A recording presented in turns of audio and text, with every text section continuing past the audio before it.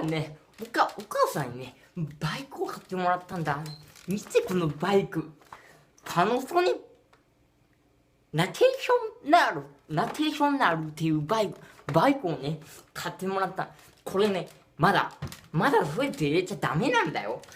お母さんと約束したんだ。100点を取るまでね、バイクを触らないって。やっぱり100点が取るまで触っちゃいけないんだよ、バイクをね。だから、でもね、やっぱり触りたいからね、今日はね、皆さん知ってるコール、ブンブンブンブンブンブン鳴らすね。なんか、よくバイクでブーンブンブンブンブンブンブン鳴らすやつをね、まあお母さん今日休む。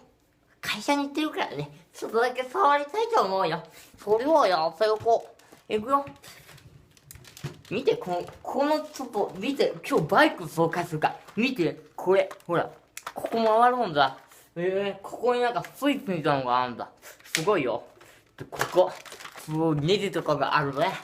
ここでスイッチがあるんだ。ここにスイッチがあるからね。まあ、お母さんに秘密。まあ、YouTube に出すらお母さんに見られるかもしれないけど、まあね、100点取ったって言ったらそこだから。いくよ。じゃあ、コールするよ。